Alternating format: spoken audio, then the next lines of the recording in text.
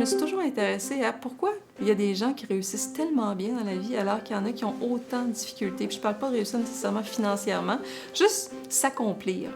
Ça, c'était mon point de départ. Dans ma propre famille, mon garçon, qui est adorable, mais qui était aussi plein d'énergie et très inattentif. Moi, je dis toujours que j'ai eu un garçon qui avait un trouble déficitaire de l'attention avec un H majuscule pour hyperactivité puis un I majuscule pour impulsivité, que moi, j'aimais beaucoup parce que puis je voyais pas c'était quoi le problème jusqu'à ce qu'il arrive en maternelle et que là, qu'on me dise « Madame Lévesque, votre garçon, probablement qu'il a un trouble déficitaire de l'attention, il est hyperactif, il parle tout le temps, il bouge tout le temps.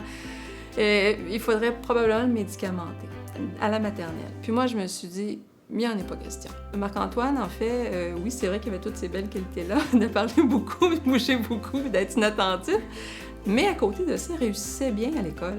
Puis socialement, ça allait bien jusque-là, en fait, la première année aussi, la deuxième année.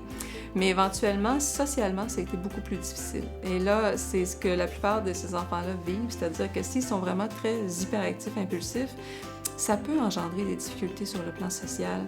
Et c'est là que je me suis dit, quand ça a été son cas à lui, là, je me suis dit, ben, j'ai beau ne pas vouloir accéder à la demande des professeurs d'aller vers une médication psychostimulante, parce que moi, je considérais que au niveau de ses apprentissages, elle n'avait pas besoin du tout. Donc, je trouvais ça inutile de médicamenter à ce moment-là. Puis, je dois avouer que la liste des effets secondaires me faisait peur aussi. Dans le temps, c'était moins connu, on était moins là-dedans. C'est un peu épeurant.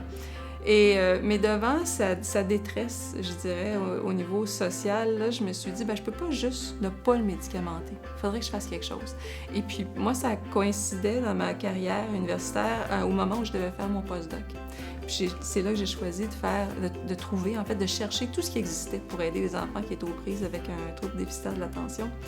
Et j'ai trouvé le neurofeedback. Mon premier réflexe, ça a été de regarder dans l'annuaire. Dans ce temps-là, il y avait encore des annuaires.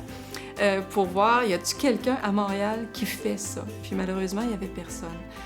L'endroit le plus près, c'était à Toronto. En fait, de Toronto vers l'ouest, ça fait longtemps qu'ils pratiquent le neurofeedback, mais ici au Québec, il n'y avait personne. Fait que j'ai fait ni un ni deux. Grâce à une amie, j'ai été en contact avec la Fondation Chagnon. Le monsieur Chagnon a accepté de me donner $250,000 pour faire mon postdoc. J'ai entraîné 20 enfants, puis mon garçon fait partie de mon projet de recherche. Nous, ça a changé notre vie. On a gagné un prix pour le postdoc que j'ai réalisé. Ça a été fantastique. Puis suite à ça, je me suis dit, ben, je peux pas juste avoir entraîné ces 20 enfants-là. Et c'est là que j'ai décidé d'en faire une carrière. Fait qu'au départ, je devais continuer à faire un deuxième postdoc pour devenir chercheur. Puis là, je me suis dit, non, on va entraîner d'autres enfants au Québec. C'était mon projet initial. Ma motivation initiale, c'était ça.